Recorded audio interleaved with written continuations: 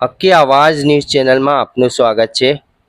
ડભોઈ સદ્ય ગરમી વચ્ચે ઝાડા ઉલટીનો લપેટામાં તંત્ર દ્વારા 30 ટીમો બનાવી પાણીના નમૂના લેવાયા। ડભોઈ નગરમાં છેલ્લા એક અઠવાડિયાથી પડી રહેલી કાળઝાળ ગરમીના કારણે રોગચાળો કોઈ મોટો જ રોગચાળો ન ફેલાય તેને લઈને આરોગ્ય ટીમ જાગૃત થઈ છે। પાણીના નમૂના લેવાયા અને 8 લીકેજ મળી આવ્યું છે તે પણ નગરપાલિકાને જાણ કરી દેવામાં આવી છે।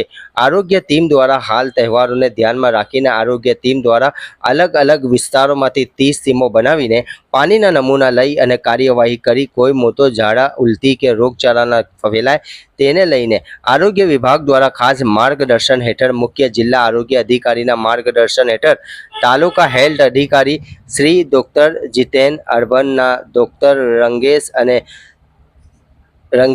અને સુપરવાઇઝર અધિકારીઓ સર્વ કરી રોગચાળો ફેલાય નહીં તેવા તકેદારીના પગલે ખાસ કાર્યવાહી હાથ ધરવામાં આવી હતી। હરિવત રફીક મંસૂરી।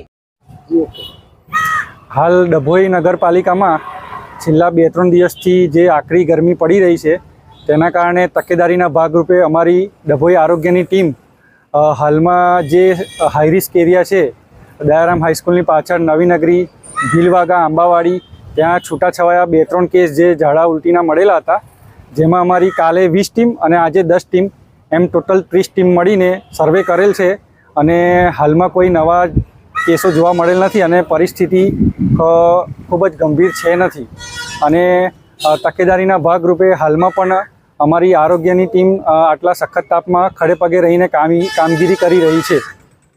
કયા એરિયામાં તમારી ટીમ સર્વે કરી રહી છે અને શું આગળનો? હા, તો નવીનગરી, ભીલવાગો, આંબાવાડી, દયારામ હાઈસ્કૂલની પાછળ, કડિયાવાડ જેવા 4-5 એરિયા છે અને આવનારા તહેવારને પણ ઈદને પણ ધ્યાનમાં રાખીને સતર્કતાના ભાગરૂપે આગામી 2-3 દિવસ સુધી અમારી આરોગ્યની ટીમ ખડે પગે રહીને સર્વે કરશે અને ક્લોરિનેશનની કામગીરી ચકાસશે અને દરેકની આરોગ્યની સુખાકારી જળવાઈ રહે તેવા પૂરતા પ્રયત્નો કરશું।